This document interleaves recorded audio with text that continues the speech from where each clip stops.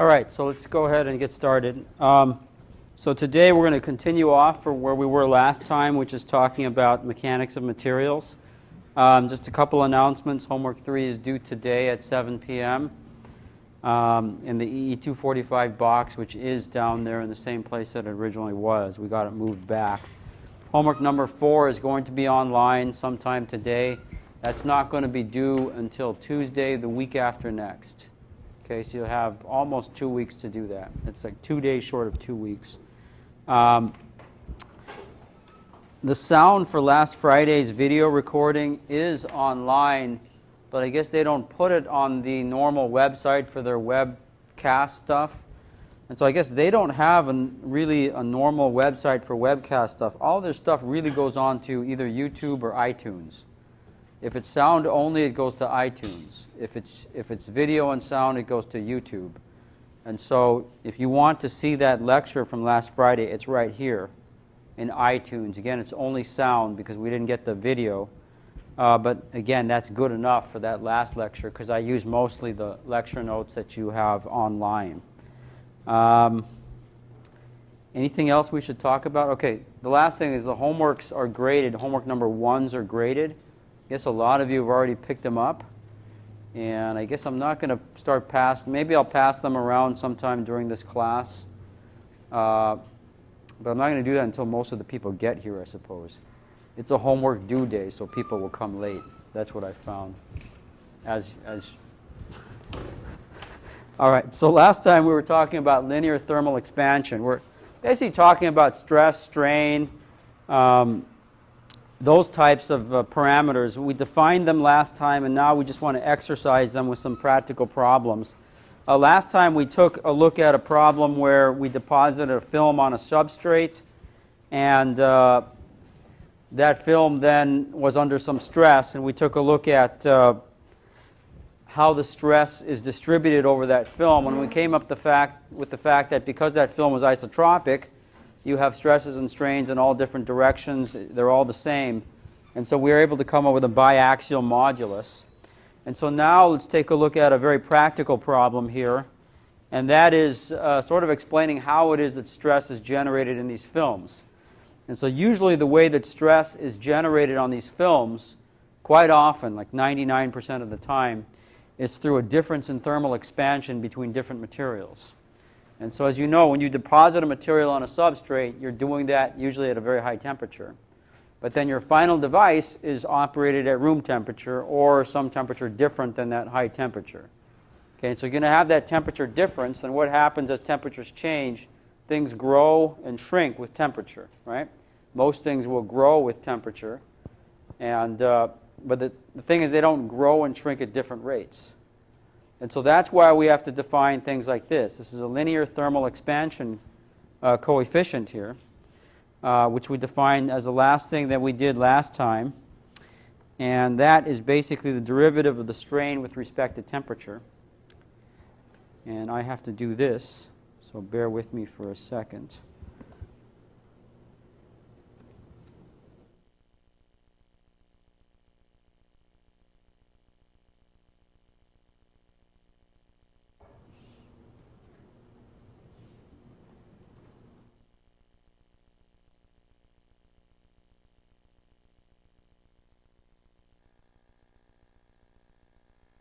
You guys should petition for widescreen projectors. We had widescreen projectors, I would not have to do this. Of course, this may be enjoyable to watch, so maybe you won't petition for it. So the definition is right here. And so again, what this is doing is basically modeling the fact that as temperatures go up, solids will expand in volume. Okay?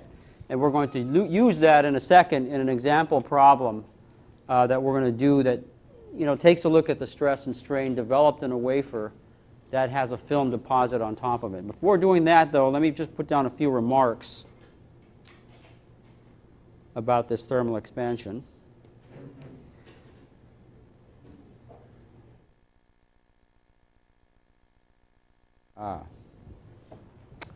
My crucial solid-state drive wants to spend 30 seconds to figure out what it's doing. So that's what we're waiting for right now. I can't write anything until this thing finishes.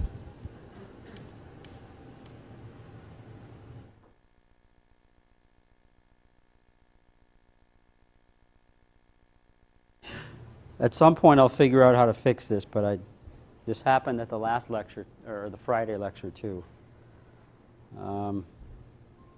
I know it's going to come back, but it takes at least 30 seconds.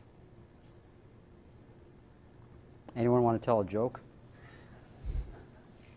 All right, so I guess what I can do, let me pass out the homeworks. These are homework number 1s that are graded, and so I'll pass these out. Some of you already come up and collected yours, but maybe I'll start on this side here and just collect your homework and take a look at your score. I guess I'm going to warn you that the grading is a little bit harsh. That happens often on homework 1s because the grader is grading for the first time. But just remember that you're all in the same boat. The person is doing exactly the same thing to everyone. And so the grading is kind of harsh on this first homework. But hopefully on the second homework, they will learn to be a little more lenient on it. Okay? But everyone is in the same boat. It's on the same curve. This is disturbing. My computer has not come back yet.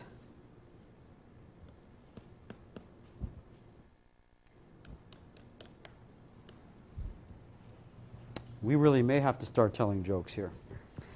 All right, so I guess what I'm going to do is just keep going and say what I was going to say in just words. Is it back? Oh, okay, it's back. Boy, that was ridiculous. So if you're not going to petition for a widescreen projector, get on the website, Crucial's website, Crucial hard drive. Tell them to fix this problem. Because apparently it's not isolated to just this machine right here. I know how to fix it. I could fix it by turning off what's called link power management. But I don't want to do that because I like having long battery lifetime, especially on long trips. Anyway, let's get back to the lecture. Okay, so what I want to do is make some remarks about this linear thermal expansion coefficient. So the first one I want to say is that the types of values you're looking at for alpha sub t, they're on the order of 10 to the minus 6 and 10 to the minus 7. Okay, so these tend to be into the 10 to the minus 6 to the 10 to the minus 7 range. Okay? And so because of that, the same way that we did when we were trying to define a unit for strain, right, we could say that 10 to the minus 6 per Kelvin, which is what this is in, right? This is unitless divided by temperature. So it's going to be 10 to the minus 6 per Kelvin. This can also be called 1 microstrain per Kelvin. Okay? And so that's just to make it, you know, when people say microstrain per Kelvin, they mean this 10 to the minus 6 per Kelvin, and they're talking about a thermal expansion coefficient. Okay, so remark number 3, in 3 dimensions, right, we actually get sort of a volume thermal expansion coefficient.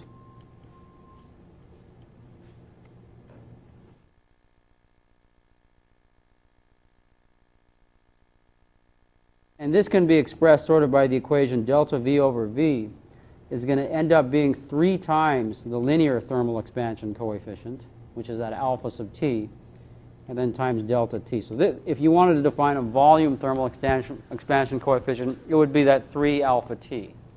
Okay? Let's see.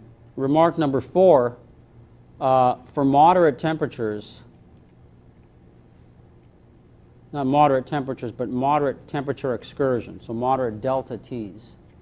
Okay, we could say that alpha t is generally constant. Okay, but that's not true for large excursions. Okay, so if you have a very large delta t, then alpha t is usually a function of temperature. Okay? And so it's not just a linear function of temperature, it can do all sorts of things. And an example of that we have in your Has anybody not done the homework?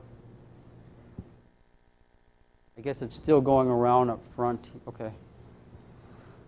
Yeah, someone pass it back up to me too when we're done, because I don't want to leave homeworks in this room here. That's happened before, I guess I could say. Well, I want to show you the curve, but I don't have it in this lecture's thing. I got to go back to the last lecture.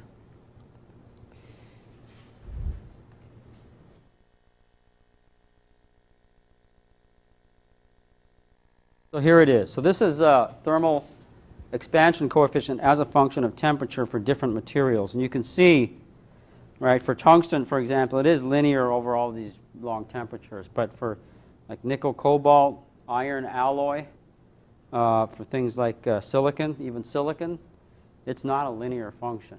Right? It's quite nonlinear over temperature. So if you want to treat it as a linear function, which is what we're doing in defining this thermal expansion coefficient, you got to make sure you're looking at temperature excursions that aren't too big. Okay, so you can see temperature excursions here on the order of 100 degrees are okay right here for silicon. It looks still about linear there. Right? But if you want to go much further than that, then you better take into account the fact that the expansion coefficient is a function of temperature. Okay?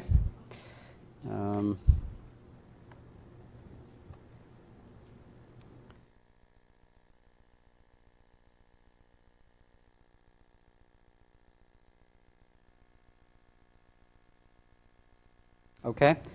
And so now let's take a look at a specific example here to sort of make concrete these concepts of thermal expansion coefficient and strain and stress that we've been talking about. So let's take the example of a thin film thermal stress.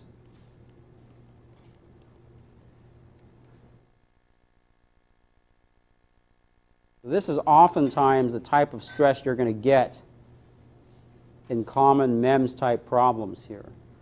And so this is the problem where you take a substrate.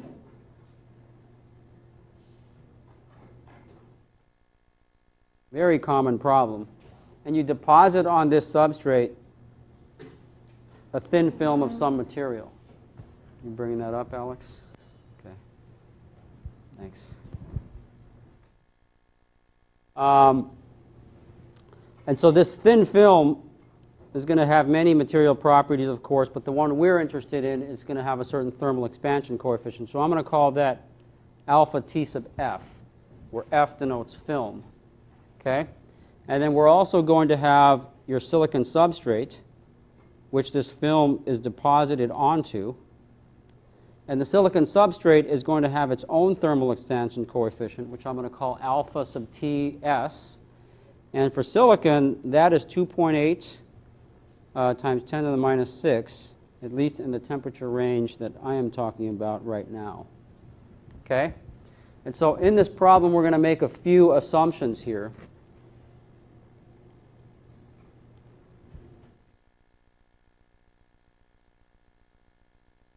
We're going to assume, one, that the substrate is much thicker than the film.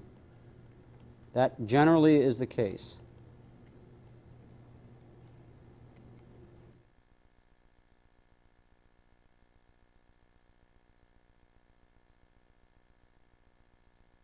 Okay, and that's going to decide for us how we do this problem, actually. Two, we're going to assume that the film is deposited stress-free.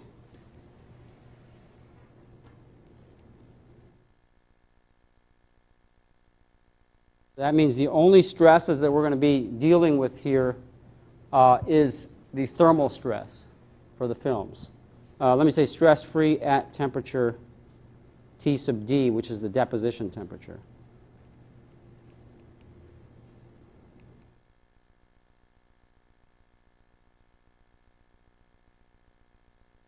Okay, and then after depositing that film, we're going to assume the whole thing. So then the whole thing is cooled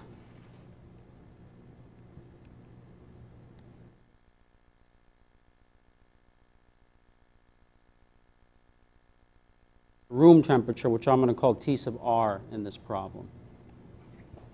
Okay, and so what I'm interested in is how much stress, how much strain is in this film after this whole process is done. So you start out with just a substrate, you take the whole thing up in temperature, you deposit the film at this very high temperature, T sub D, and then you cool the whole thing back to room temperature. This is exactly one of the processes we talked about.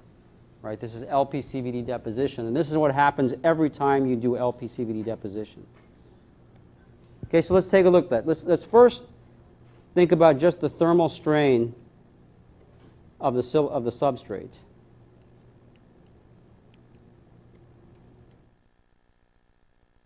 So suppose the substrate was all by itself. And we're going to do this in one plane dimension.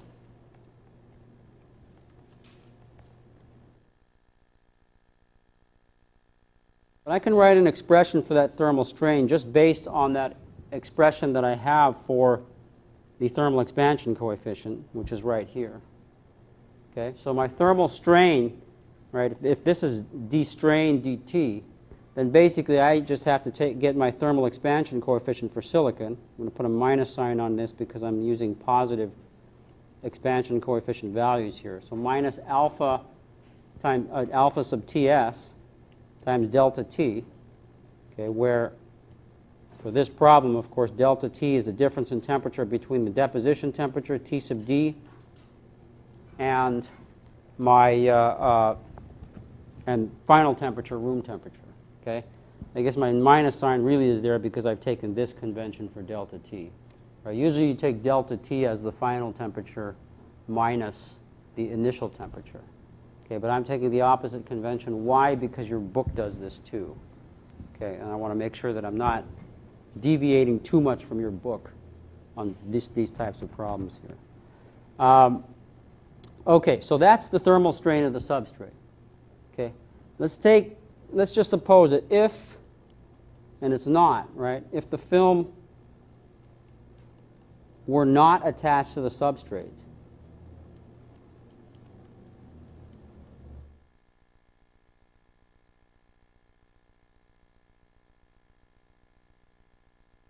suppose it was not attached to the substrate, then I can also write an equation for the strain of the film.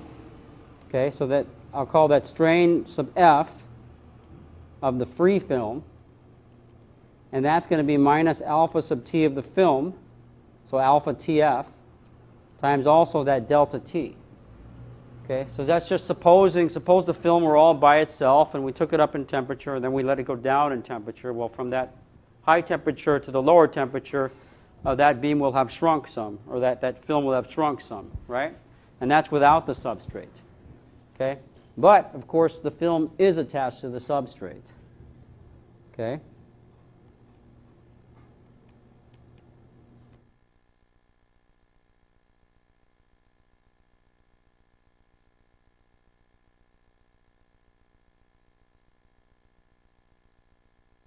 So what's really going to happen if the film is attached to the substrate?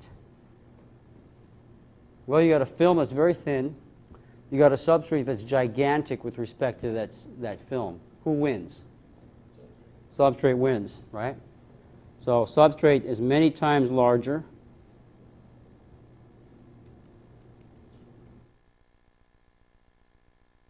Thickness of the substrate much larger than thickness of the film.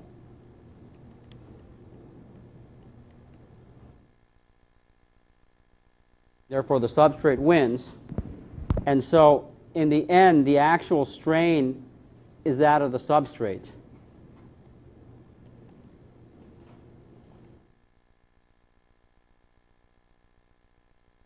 So the actual strain experienced by the film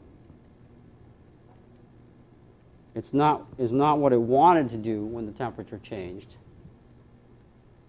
but it's dictated by the substrate.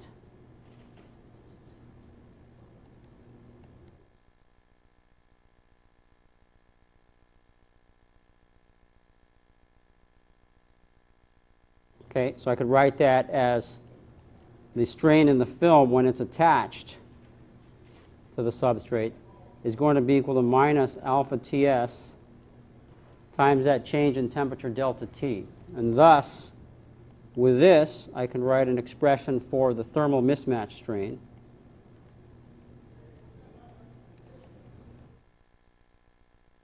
This is simply the difference in strain between what the film wanted to do and what it was forced to do by the substrate. So this now is going to be equal to E sub f mismatch. It's the variable I'll use for that. But that's going to be equal to alpha TF, what the film wanted to do, minus alpha TS, what the substrate is forcing it to do, times delta T. Okay? And so that's sort of an equation that you can use to determine a mismatch strain in the film. This is going to determine in the end the stress in the film. So if I know the strain in the film, then I can determine the amount of stress that's in the film. And before doing that, though, we need to recognize a couple things. First thing we want to do is note that this is a biaxial strain.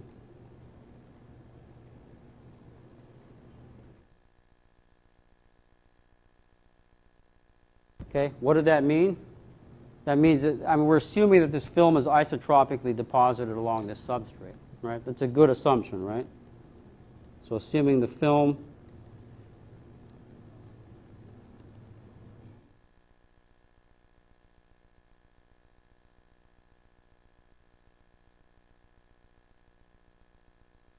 is deposited isotropically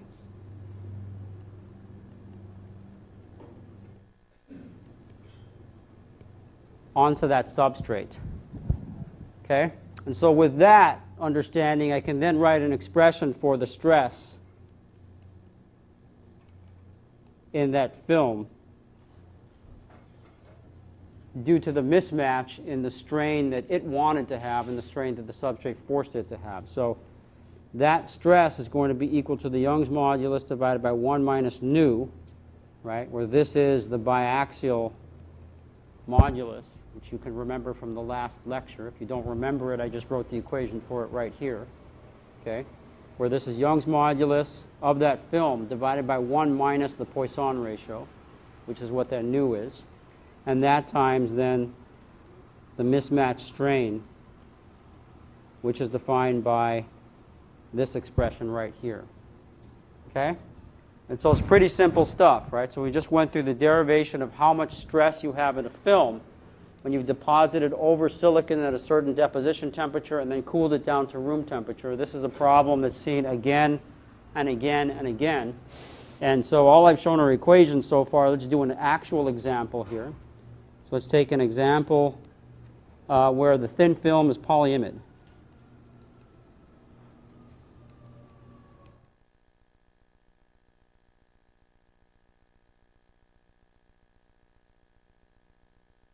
Okay, so for polyimide, we're talking about a thermal expansion coefficient.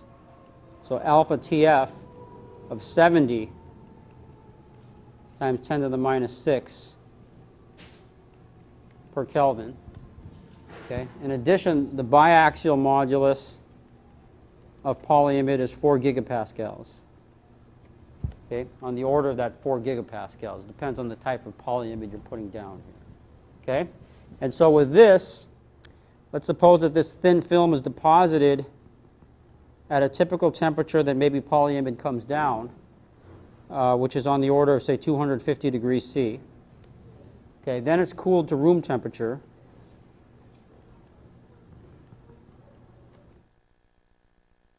Which we're going to take as 25 degrees C. So a nice warm room temperature there. Right? That means that our delta T,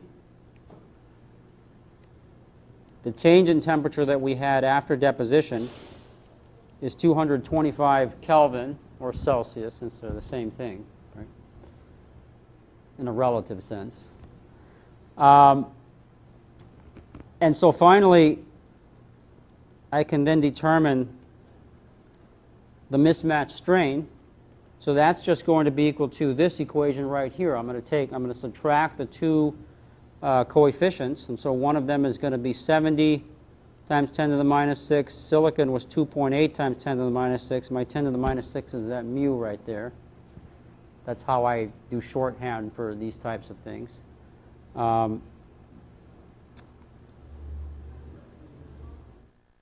And this is then times the temperature difference, which is 225. So this ends up being 1.5 times 10 to the minus 2. That is the mismatch strain that we have. And I guess while we're at it, let me just define all the little things, shorthands, that I'm going to do when I'm doing actual calculations. So mu is 10 to the minus 6. M is 10 to the minus 3 for milli. Okay, it all makes a lot of sense, right? K is 10 to the third. And the G, capital G, is 10 to the ninth. Okay, so if you see this shorthand in calculations I do, that's what I mean by all those letters. Okay. All right. So if that's my mismatch strain, then my mismatch stress, which is a lot of times what we're looking for, because to tell whether you have a film that's going to buckle or not, what someone will usually tell you is how much stress is in this film. Okay, so this is the number we really want here. And so to get this stress, right, I'm just going to take the biaxial modulus and multiply it by that strain that we just got. So the biaxial modulus here is 4G, right, where as above, G is 10 to the ninth. Sorry, not minus 9. That means 4 gigapascals, okay, times this 1.5 times 10 to the minus 2 that we just calculated. That means we have 60.5 megapascals of stress. Okay? And the sign of this stress that we came up with tells us whether it's tensile or compressive. Okay? So if the stress is positive, which is the case here, then we have a tensile film. Okay? Negative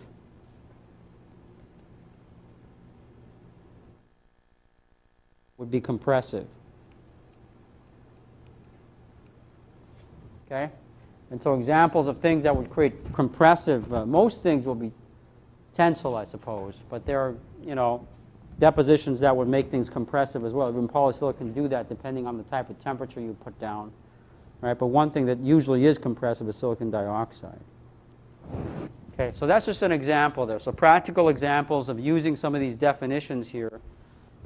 Stress, strain, thermal mismatch strain, thermal expansion coefficients. These are the basic types of problems you need to be able to do when you are designing a MEMS process. You have to worry about these things because these are the things that will actually buckle films. And I haven't talked in detail about buckling films yet, but I'm about to now. Okay? All right, so let's move on now to a faster mode where I'm going to go back to this mechanics of materials lecture material here. And what I want to do now that we've talked about stress, strain, Young's modulus, is talk about some more of the material properties that are going to be of interest to us. So you saw in some of those equations that we were showing for things like resonance frequencies that density is an important thing in that equation. Young's modulus is an important thing. And usually what you see is Young's modulus divided by density. Okay, and so that Young's modulus divided by density is an important parameter. I guess they have it here in terms of giganewton per kilogram meters. What does that mean? Well, the units of this thing is in meters per second and the whole thing squared. Okay, which means that the square root of this is a velocity, and that's an interesting parameter for us as well. That's the acoustic velocity. So if you take the square root of all these numbers here, that gives you the acoustic velocity of sound waves within that medium, within silicon or silicon dioxide, silicon nitride, and that sort. Okay, so these are some fundamental material properties that will be very important to us when we start doing actual mechanics problems. And I'm just throwing this table at you. I guess if you look at this whole thing, for things like high-frequency resonators, this acoustic velocity is very important. And you can see diamond sitting out here that's a lot faster than all of these other types of materials. This is why diamond is a very interesting material to use if you're doing very high-frequency MEMS devices.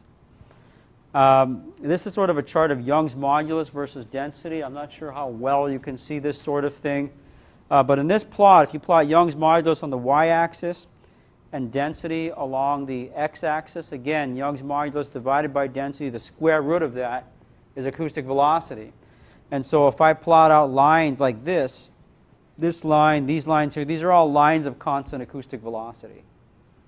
Okay? And so what you want, if you want the highest acoustic velocity, you're looking for the material that's all the way at the top, right? And there's diamond right here. I don't know if you could see it, but diamond is all the way up here.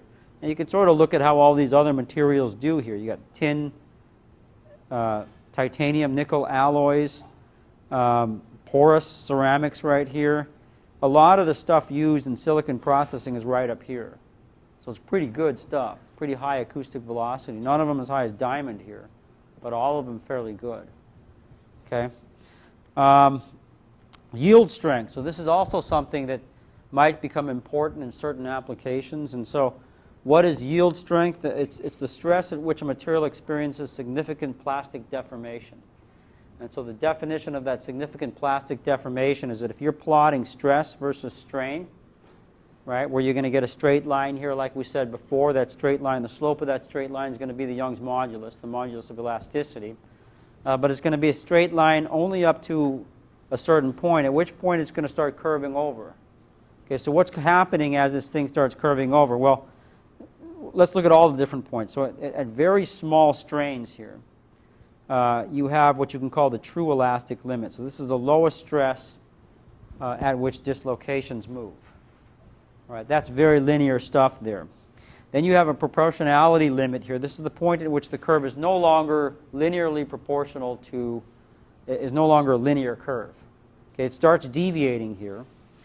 And this is sort of the elastic limit. This is the stress.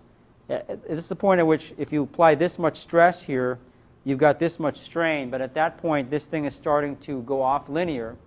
And you start to get some deformation of the material. And that's permanent deformation. Very small amounts right here. And yield strength is defined when you've got a pretty good amount of deformation. And that's permanent deformation on this thing. That means you've bent it, and it's not going to come back. If you bent it, it's going to stay bent in a certain manner. And yield strength is defined at the 0.02% offset point. That's where you take a line that's parallel to the linear line here, and that intersects 0.2 strain, 0.2% strain. Okay? It's just a definition for yield strength. But it's a useful definition because it's something you can compare between different materials. On the material that has the higher yield strength, right, the stress that you can apply without deforming it too much, right, that's going to be the stronger material. So that's how we define strength in these cases. And so, you know, you can take a look at two different materials. You have silicon, right? We talked about how silicon does look to be stronger than something like steel, right? So its yield strength can be very high up here, but the problem with silicon is it's brittle. Okay, so at some point when you get to that very high yield strength, when you're putting that much stress on it, it's going to break. And so that's what you're seeing here. You're seeing silicon fail right here. Whereas if you take steel, what's going to happen is you're going to get up to its yield strength, which isn't quite as high as what silicon can get. However, when you get to a certain stress, you sort of keep that stress, and what's happening at that stress, this thing is pulling apart. Right? But it's a ductile material, so it can pull apart for a good amount of strain here until finally it fractures and the whole thing breaks. Okay, so these are typical types of curves that you'll see when we talk about the strength of materials and I guess how strong a material is and how ductile it is versus how brittle it is.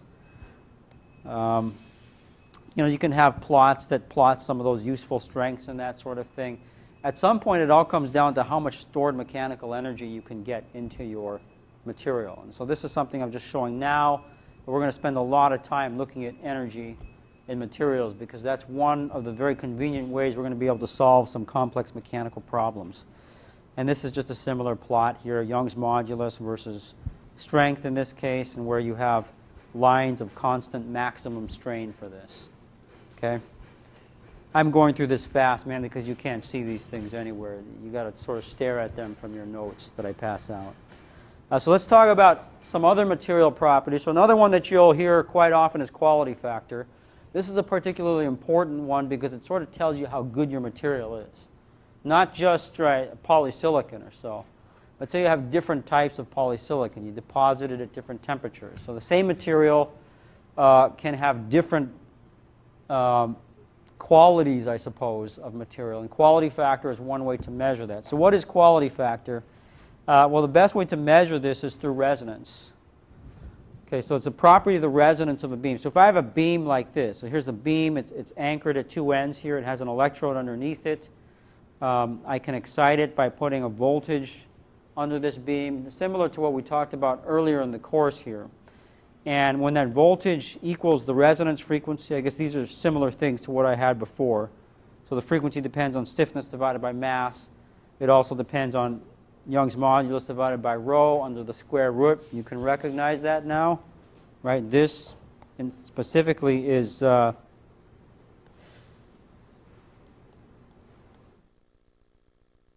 That's acoustic velocity. So you can see how acoustic velocity is, most frequencies are directly proportional to acoustic velocity. Those are Young's modulus and density. And right, when you do it, this beam is going to go up and down. Right? You're going to be able to actuate this thing so it goes up and down like this. It's going to create a time-varying capacitor between this DC bias and this electrode there, and that's going to push a current through that's equal to DC bias times DC dt. All right, and when you trace this out, it's going to trace out a very frequency selective transfer function. So you can see that it vibrates at this omega naught frequency, radian frequency, and it puts out a very sharp curve here. And the sharpness of that curve is gauged by the quality factor, or what we call the Q. Okay, and like I said, a lot of times in mechanics you can get Qs on the order of 10,000. And so what is quality factor? You could say it's a measure of the frequency selectivity of a tuned circuit. That's one way to think about it, but it's more an energy sort of thing. It means that if you put energy into this device, it can store that energy. And it can store that energy for a certain amount of time, at which point, its dissipation mechanisms will dissipate that energy. And so the definition of Q really is the total energy per cycle. So you're assuming that it's a resonant type thing. So it's got cycles. So how much energy is in this device every cycle, and how much energy does it lose per cycle? Right? And so in a way, you're thinking of pinging this structure. So if you were to plot versus time, say you ping this structure, and you plot, say, amplitude here, versus time.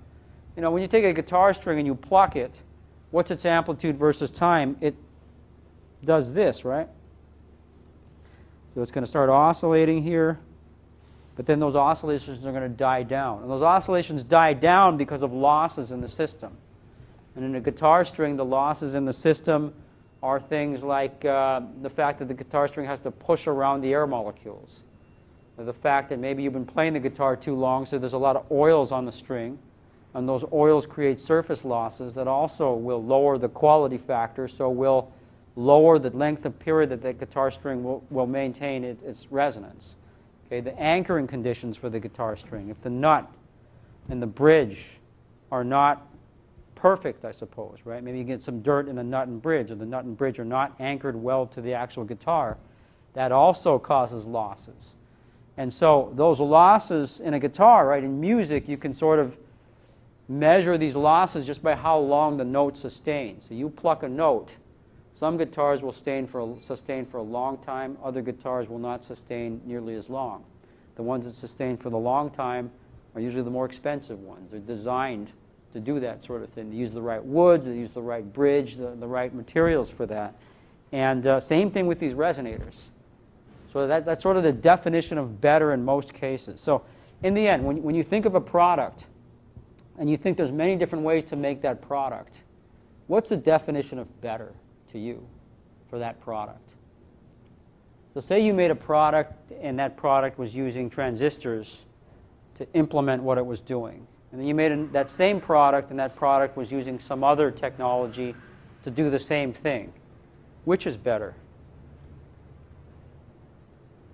Power efficiency. Yeah, one of them could be power, right? There's a lot of definitions for better. One of the definitions for better is what costs less, right? In the end, that's the practical definition that everyone cares about, right? Which one costs less? But if the cost is the same for two of them, then the definition of better is probably energy related, right? How much energy does it take to do that function? Okay? And there's where quality factor is very well named, right? It's just quality, right? So it's almost a measurement of how good something is. Right? Quality factor says that it's going to store the energy longer, which means it takes less energy to get it going. Okay? So for example, if I knew that this device was going to ring down like this, then if I had another device that took this long to ring down, okay, after I give it an impulse, say right here, I give it an impulse there, I give this an impulse here, which takes less energy to run? The one at the top, of course, right? Because I'm only going to put an impulse once here. It's going to last a long time. And then when it's died down way out at some very long time, I put another impulse in. So I put energy in only after that thing has died a significant amount. Well, this one dies so fast, I got to put more energy in right here. I got to put more energy in per cycle, per time, which means I'm putting more power in to get it going. Okay, so Q is almost universally a measure of how much power it takes to make something function. That's why Q is so important. And that's why in mechanics, that's something that's very interesting, that you actually have something with extremely high Q that you cannot get in transistor circuits right now, or even off-chip circuits, unless you go to extremely low temperatures, like cryogenic temperatures, which you're not going to do because that costs even more power to get to, right? So that's why Q is a very important. So a lot of examples for Qs. I could take an LCR circuit. So in an LCR circuit, Q is total energy per cycle divided by energy loss per cycle, but it can also be written as sort of the imaginary impedance divided by the real impedance. Okay, where the real impedance, right, that's real, that's resistance. Resistance is loss. So this is the loss in that LCR circuit here. And the larger that resistance, so writing this out, right, for the inductor, omega naught L divided by R, or 1 over omega naught C times R, right, impedance divided by resistance here, or reactance divided by resistance here. That's the quality factor. So the larger the resistance in an electrical circuit, the lower the quality factor. And it's different for a parallel circuit, and it's not really different. If you think of a parallel circuit, you've got to think of the resistance as a conductance. And so then it becomes omega naught C divided by the conductance in this case. Okay? So sort of similar definitions for all of these things, but you're seeing what the problem is in electronics. The problem in electronics is you can't generate a large enough reactance. Okay, the omega naught L you get in electronics relative to the actual loss that you get in electronics, the resistance, is not very large compared to that resistance. In mechanics, this is not omega naught L. In mechanics, what you end up having is omega naught M, where M is mass. Okay? And then down here, you have kind of a damping factor, which I guess I'm going to call C. And that then determines your quality factor. But this damping, what is that damping? That's pushing air around.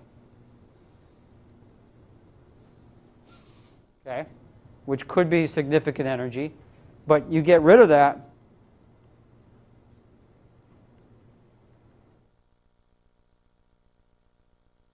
you operate in vacuum. Okay? So then what else is causing losses? Well, we'll talk about those in a second. But why is this important? So why is Q important? We just talked about energy. But if you want to talk about things like filters, so what are filters? If you look at a communication system, all communication systems have to filter the information that goes into the electronics. And you have to do that because the electronics can't handle all the signals that come in. Right? Your electronics are trying to handle a tiny signal. And that tiny signal is going to be in the presence of gigantic signals around it. Okay? And you who do transistor circuit design, you'll know that if you want to process a tiny signal and a huge signal at the same time, you've got to have a dynamic range that handles both that signal, the large signal and the tiny one. And that's tough to do. To get a good dynamic range means consuming power, and lots of it. So a lot of times these filters, which do this transfer function, this is frequency on this axis here. So that's frequency on this axis versus transmission on this axis. This is what a filter wants to do. It wants to let through signals in band, and it wants to knock out signals out of band. Okay? Basic function of a filter. How do you make a filter? You take a bunch of resonators like this. You couple them with some kind of coupling element. So if you were to do this in the electronic domain, you may have RLC circuits that are resonators. They have this peak response. And you can couple them with shunt capacitors. This is one way to make a filter. But what you find is that in these types of filters, the higher the quality factor of this tank circuit, so the sharper that circuit, the lower the insertion loss. Okay, so what is insertion loss? Insertion loss is, usually in a system you're going to have a source, V sub S here. It's going to have its own source impedance, RS. Okay, and then you're going to put your device here, and then this whole thing has to drive some load impedance, RL. Okay, and usually you want these impedances matched. So a lot of times by convention, this is 50 ohms, that's 50 ohms. So a lot of times that's the case, right? All your instrumentation, the adjuvant instrumentation you may be using to measure, that's almost always 50 ohms, right? And so loss, insertion loss means that if you take the ideal case, which is this, so I have RS, and I just put a short between this. So I have a perfect short. This is the ideal case. Okay. What's the signal that you receive out here, this V naught? And then what's the signal that you receive out here, V naught, after you've put this in? Right? So it's like you're inserting this into this circuit. And that's why we call it insertion loss. When you insert that into that circuit, you suddenly have a loss that you didn't have before in the ideal circuit. Okay? And so insertion loss, you don't want a lot of insertion loss. You want it to be as small as possible. And so in this diagram here, this arrow is increasing insertion loss. You want this to be as large as possible. And so you can see what happens here for this very small percent bandwidth filter. This is 0.1% bandwidth at 1 gigahertz. If you don't have a Q on the order of 30,000, you're going to start taking lots of loss. Okay? The Q does not determine the bandwidth. The Q determines the loss. Okay? And that's what matters. In a cell phone, this is what matters, because if you have loss, that directly factors into the noise figure of the cell phone. That determines how long the range is for the cell phone. How far you can get from the tower before you get a dropped call or something like that. Yes? But the sharper the Q is, so the smaller the bandwidth. No, absolutely not. So that's something that a lot of people are confused about. Q does not determine bandwidth at all. So in filtered, and I shouldn't go too deep into this because this is another class, right? So the bandwidth is determined entirely by coupling between resonators. Q doesn't determine the bandwidth. Q determines how much insertion loss you have. And so in a way, Q is the more important parameter, right? Because in any system, it's the loss that you care about the most, right? So you can see here, the Q, right, all of these have the same bandwidths, right? All that's happening is it's the same design, but just the Qs of the resonators are changing.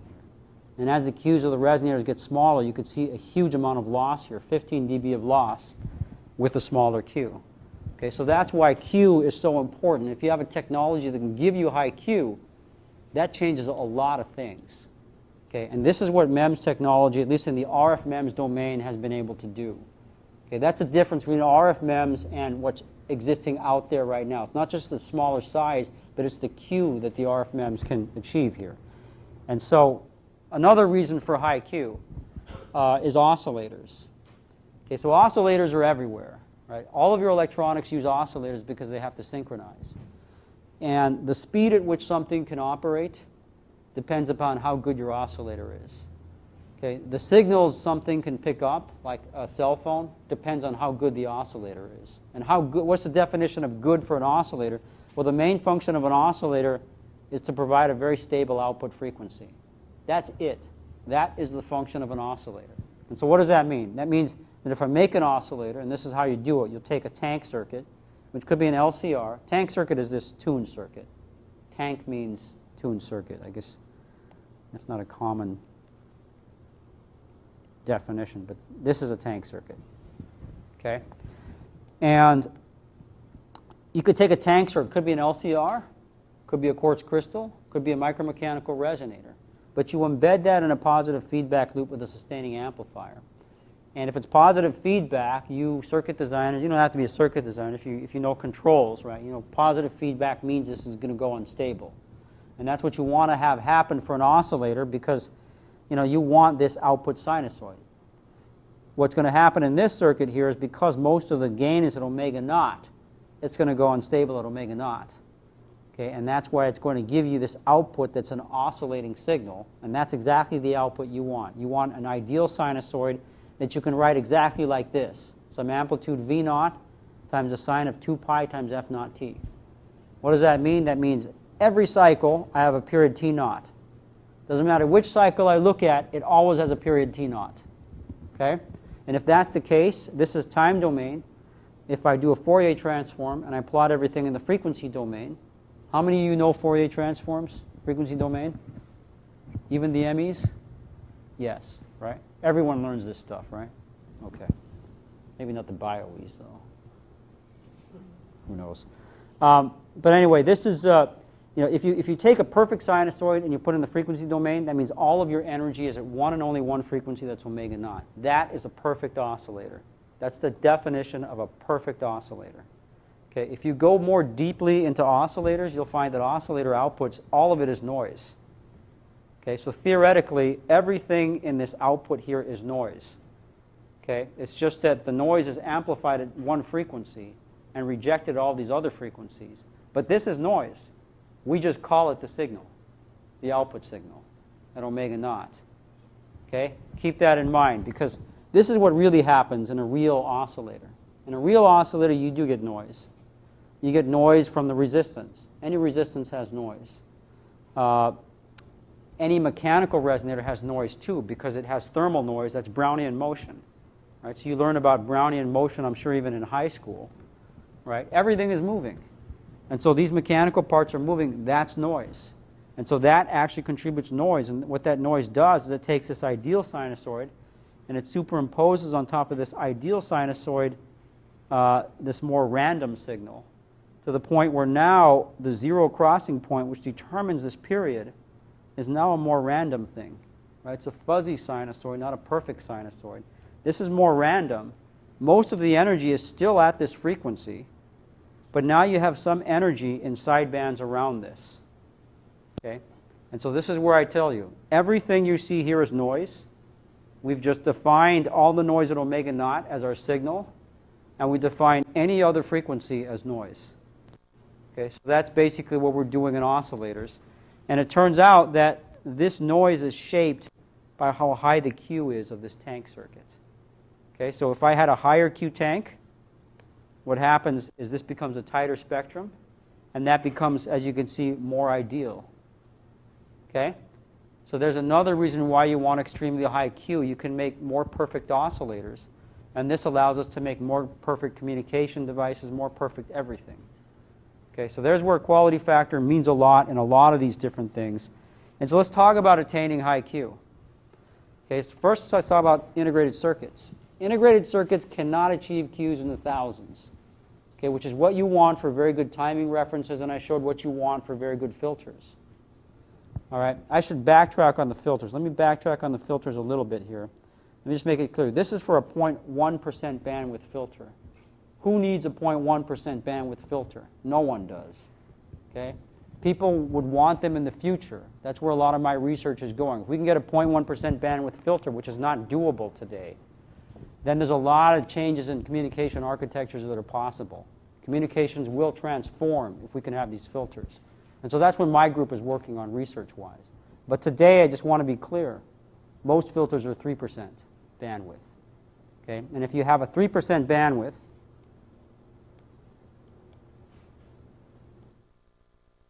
so for 3% bandwidth, you only need a Q of about 500 to 1,000. Okay? Still much higher than an IC can get, but something that another technology like a surface acoustic wave resonator or an F-bar can get. And that's what's used in phones today. Okay? So for what phones need today, you have technologies that satisfy this. Okay? But for tomorrow, you want to have Qs greater than 10,000. I would even say 30,000 to revolutionize some of this stuff. But that's still stuff that's being worked on now. It's not here yet. But let's get to this. So ICs cannot achieve these Qs in the thousands. Transistors, they can actually. So you can take a transistor circuit and sort of do a cross-coupled biquad. That will give you a very high Q. Okay, so with transistors, you can have some very sharp responses, but you pay for it in terms of power. Okay, those cross-coupled circuits consume a lot of power to get that very high Q, especially at high frequencies. You can have spiral inductors, on-chip spiral inductors. And so the problem with getting Q is usually with the inductance. You can get high Q capacitors easily, but not inductors. And if you do spiral inductors, you're lucky if you have a Q of 10 in a conventional IC process. You could even go off-chip. Take off-chip inductors, Qs are going to be in the range of hundreds. Still not good enough for some of these filters and oscillators we're looking at. And so an observation that was made a long, long time ago is that vibrating mechanical resonances very often can give you Qs greater than 1,000. Okay? And the reason for this is what I just said. It's basically reactance to loss. In a mechanical system, the reactance is determined by mass and stiffness are much larger than the losses in the system. In electronic systems, not true at room temperature. At room temperature, the reactances you can get versus the losses, which are the resistive losses, not very big. Okay, if you go to cryogenic temperatures with electronics, you can also get to extremely high Qs. But who wants to go to cryogenic temperatures? That takes a lot of power just to get down to that temperature. Okay? And so, for this reason, the types of devices that have been used in your wristwatches, in your phones, they're all mechanically resonant devices. Quartz crystals have ruled all of this for a long time. And so when you hear a quartz crystal, you should understand it's a vibrating device. That's what it is. Some people don't know that, but a quartz crystal vibrates to get its resonance. And that resonance, that sinusoid it generates, actually is what is ticking off. You know, the number of oscillations tell you what the second is. Okay, so that's how you determine a second. And so this quartz crystal will vibrate, say, in a thickness shear mode.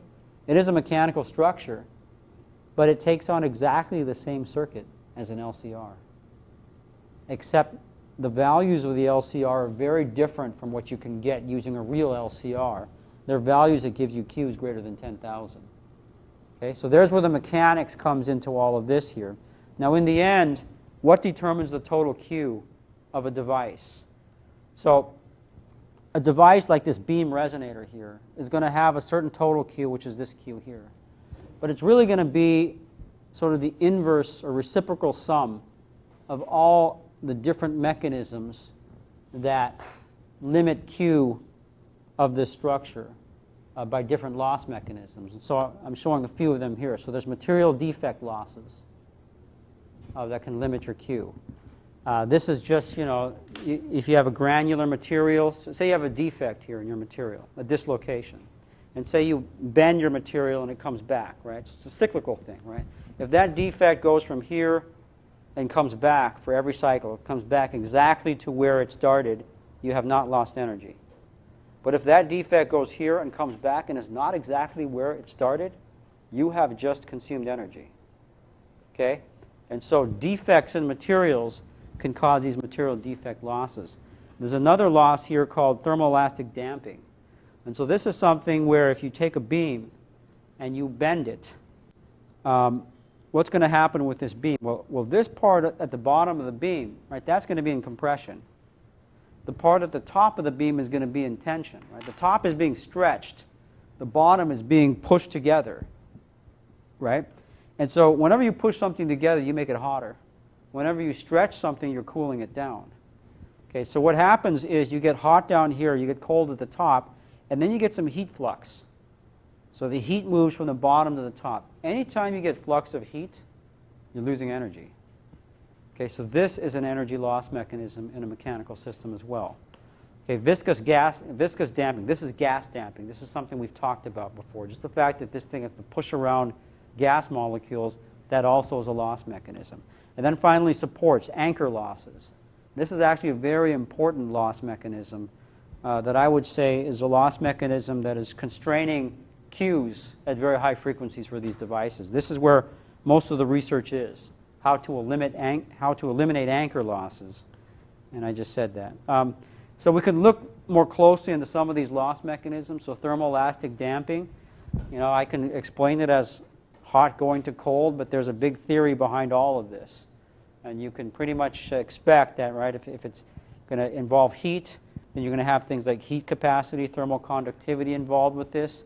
You're concerned about how fast this heat can get to that side, all of these things. And all of these go into a set of equations and a set of parameters here that can predict fairly well what the quality factor is in a beam-type structure if the dominant dissipation mechanism is thermoelastic damping.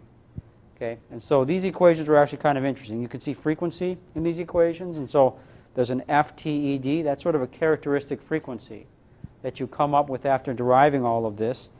And this characteristic frequency sort of determines the frequency at which thermoelastic damping is the worst. Okay, so at this frequency is where the damping factor is maximum and where the Q is minimum. So what does that tell you? That tells you if you're going to design a device where thermoelastic damping is the dominant loss mechanism, you want to avoid dimensions for that device that give it a frequency that coincides with this FTED. Okay? So I didn't go through the details of how this was all derived here. I'm not going to because we have many other things to do. I just want to give you information about this so that if someone comes to you and talks about this to you, you can understand what they're talking about. I guess I said that Q's, yeah. Do you have a feel for like what device dimensions are?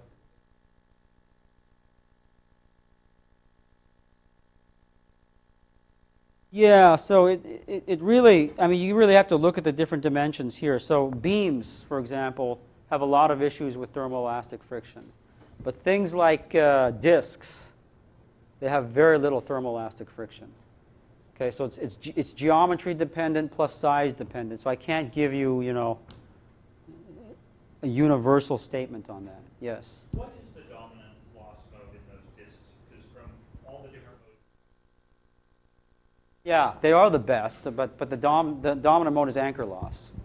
So I'll talk about that in a second too right here. But one thing I wanted to say, right, I talked about how integrated circuits, right, if you cool them down to cryogenic temperatures, you can get very high Qs. So does that happen because you go superconducting?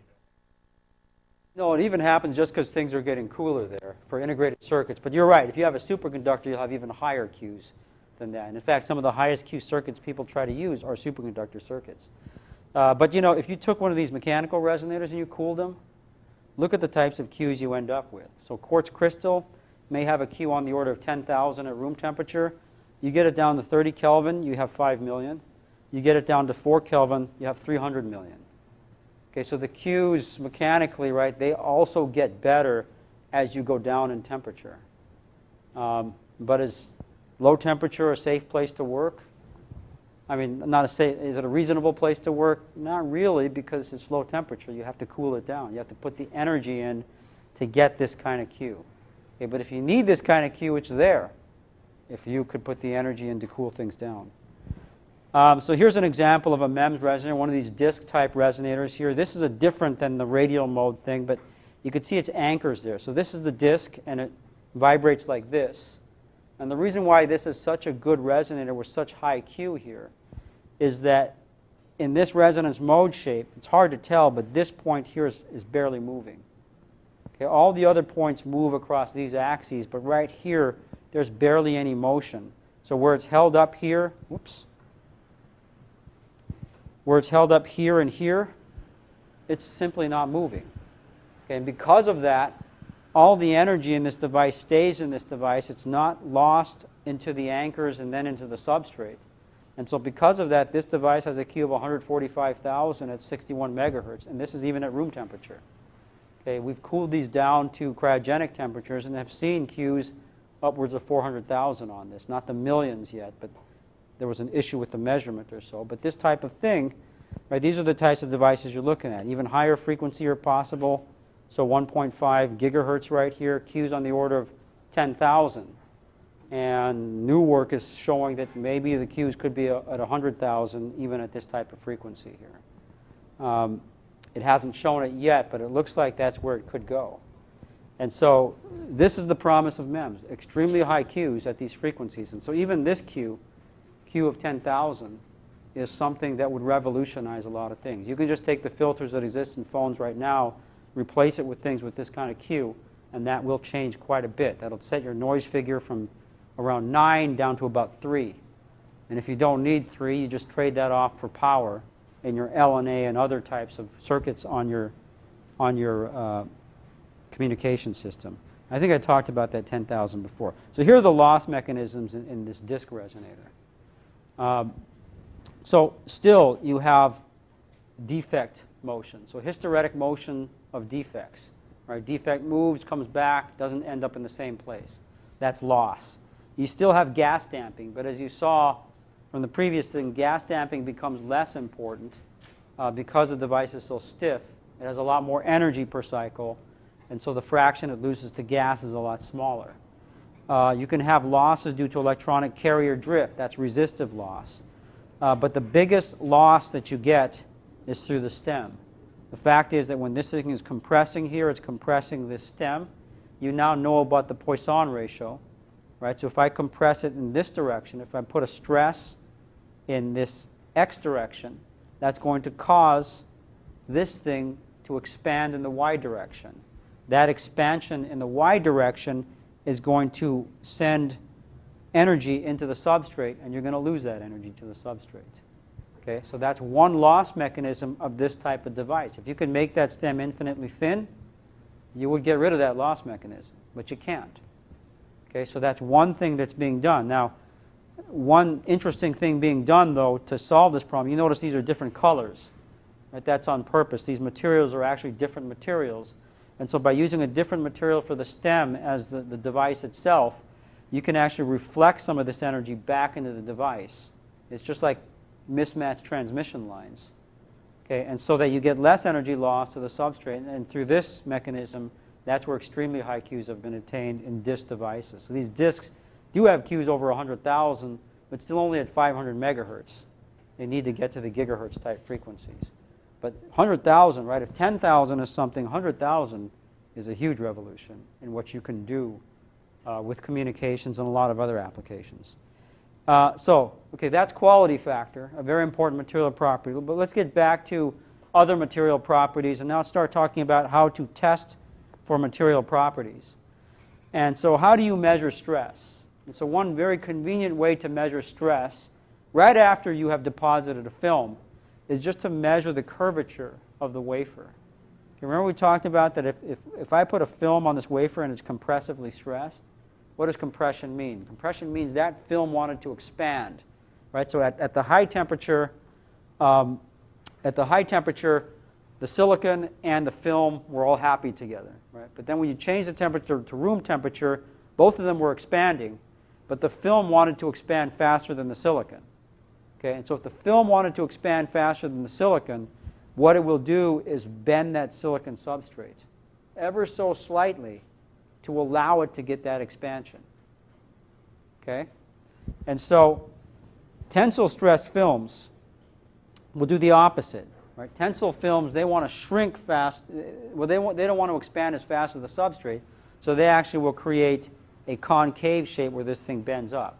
Either way it's bending, if you put this wafer on a flat surface, take a laser and take a mirror and sort of reflect off of that substrate with a detector to determine the angle that that substrate is making. From that angle, the angle versus this x position, you can get the radius of curvature, which is the radius of curvature going all the way down here for this substrate. And from that radius of curvature, we can write expressions that tell us then what the stress is in the film.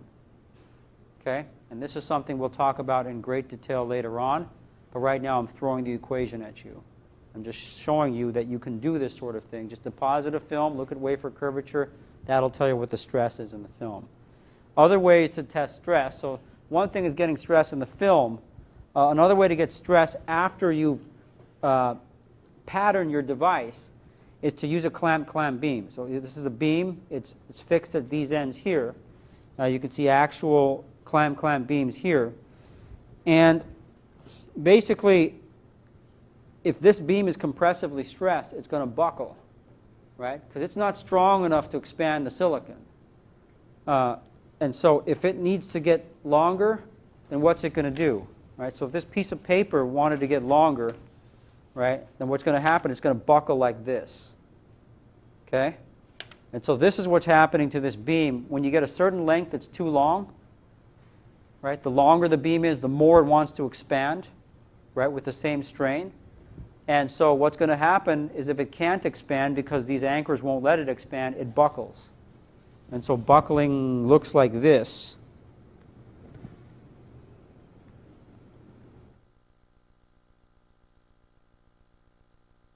That's unbuckled.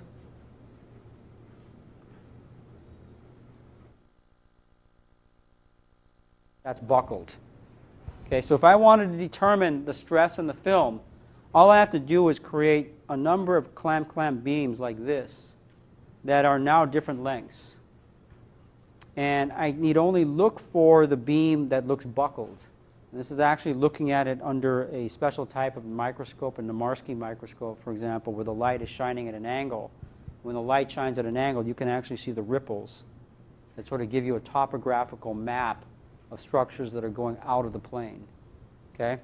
And so when you do this, you get this length here. You plug the length in there.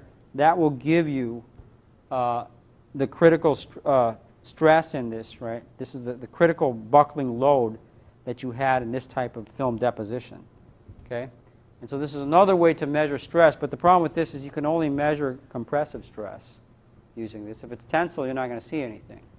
So to measure tensile stress, there's a device that was actually invented by Professor Li Wei Lin, who's in mechanical engineering here at UC Berkeley.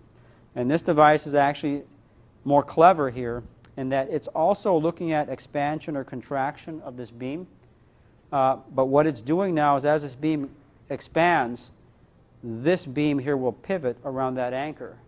And that will then make this vernier move either to the right or to the left.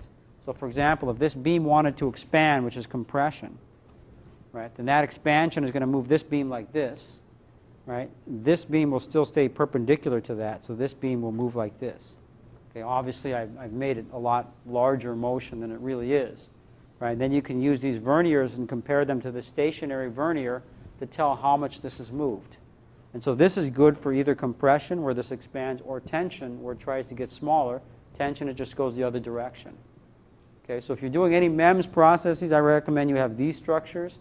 I recommend you have those other structures, those fixed beams. All of these diagnostics you better have on your die if you're going to do any MEMS processing. Because if you don't, you're never going to know what your stress is.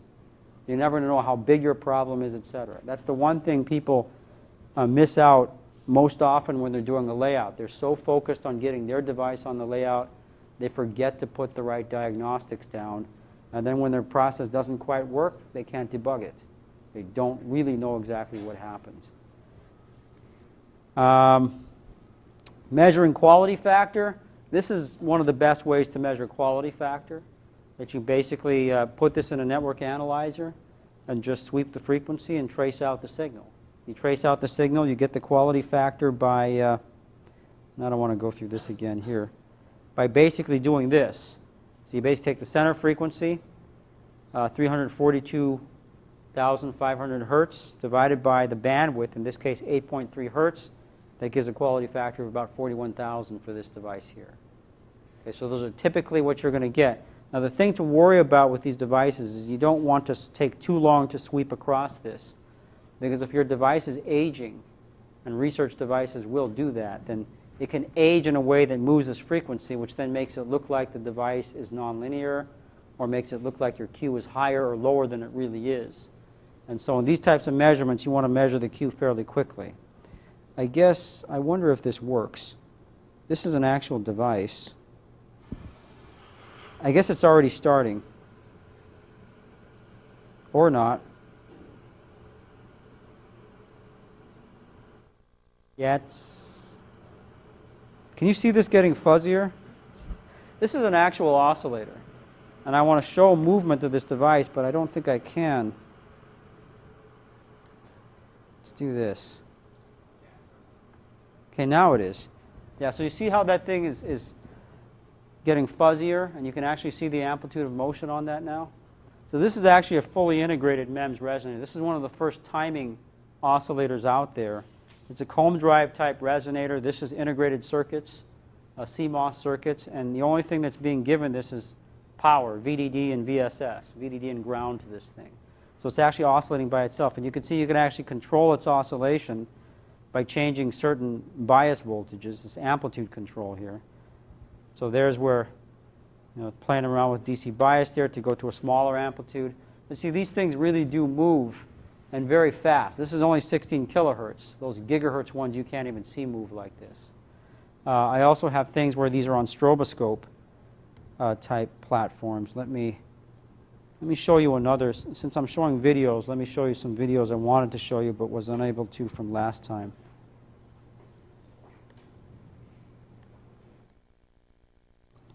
So here's some of the famous Sandia type stuff showing, well, that's a bug on top of one of these motors, right? And so that's how small these motors are. It's a mite is what it is. It's a dust mite. Tiny little bug there, right? And this motor is actually being driven by on-chip vibro motors that I showed before. I guess I don't have the one that shows the mite. So after the mite is spinning around for a while, then you stop it, and the mite tries to walk, but it can't, right? It's unbalanced, just like you and I would be on a carousel, right? Which proves that dust mites have inner ears, right? And that has something to do probably with their ability to navigate. But I wanted to show you some of those because I didn't last time. So you can determine Q just through pure frequency measurements. You could also determine Q by pinging a device and measuring its roll-off, measuring the amount of time it takes for it to do 1 sigma or 1 tau, 1 time constant down. And from that, you can then also get quality factor. Other things, you can measure other properties by measuring resonance frequencies. This is why measuring resonance frequencies is so important in MEMS, because you can get a lot of material properties out of this too. So if you take this structure here, we're going to see this later on, but the frequency of this structure is given by this expression. Depends on material properties, Young's modulus. Depends on density, which is absorbed in this mass here. But it also depends on dimensions as well. And so if you can figure out what your dimensions are very well, then you can extract out Young's modulus. And you know your density, then you can extract out Young's modulus. Or you can at least extract out acoustic velocity, Young's modulus divided by density. Okay? And so if you want to be more accurate about that, say you don't know one of these dimensions very well. Say you can't trust what that width is because, right, lithography determines that width and patterning determines that. Well, you can eliminate width as a variable by just making many different frequencies with many different widths and then plot this as a function of width. And that will give you a curve that if you curve fit, you get the right value of Young's modulus. So there's a lot of ways just using the resonance frequency equations of these things that you can pull out the material properties. And these turn out to be some of the best ways to get the material properties of films that you have on chip. Anisotropic materials. I guess, in things like single crystal silicon, you know that it has planes. We already talked about that. And so when you talk about stresses and strains, it actually could get very complicated, right? Because everything is different in a different direction. And the way to handle these problems is to actually use big matrices here, where now the relationships between stress and strain and all the other parameters is absorbed in these stiffness coefficients that make the problems much less tractable, I suppose. And I guess I'm not going to go through this in detail other than to show some of these things, showing that Young's modulus is different along different planes, which I think I said before. These are just things I'll just let you look at. I guess the final thing I'll say about this is that it does impact us in some designs. So for example, in gyroscopes, it'll impact us. So in anisotropic materials, Young's modulus and Poisson ratio, these are different along different directions that you're looking. And so for this type of disc resonator we talked about, this wine glass mode disc resonator, these usually rely on isotropic properties, right? But in this case, right, the Young's modulus in this direction is going to be a little different than in that direction, right? So what's the frequency going to be? And so you do get a little bit of impact from that in this type of device, not much. But where you really get impact is in things like a gyroscope. Gyroscope would do the same kind of thing. So it's going to have a drive axis and a sense axis. And in a gyroscope, some gyroscopes, you want to match the frequency of the drive and the sense to exactly the same frequency. Well, that's not easy to do if your Young's modulus is different in these different directions. Okay, so this is where anisotropy in your material can impact you. Gyroscopes made in silicon have these issues. Okay, those made in polysilicon have less of these issues, but then it's a trade-off. In silicon, maybe you get higher Q because there's no defects, there's no grain boundaries and that sort. In polysilicon, you can get an isotropic behavior, which gets rid of some of these differences in axes. That helps with quadrature errors and that sort of things in gyroscopes, we'll talk about later. But this anisotropy can hurt you in some designs. And I guess with that, I think I'll end up, because that's the last slide in this thing. Yeah. All right, so we're done today, and I guess I will see you, well, your homework is due today, and I will see you on Tuesday next week. Let me say also there's some potential that we're going to have another makeup lecture next week on Friday, but I'll have to figure out what time that'll be. And I'm thinking that one thing we can do is have that makeup lecture on Friday in the Wong room. Do you think all of you can fit in the Wong room? That's 531 Corey. If we can do that, then I don't have to get a room reserved because I already have that room reserved. And I'm trying to think, that's just a meeting room. But not all of you show up to the Friday lectures. And so I guess I'll ask this question again on Tuesday. All right. But we're done today.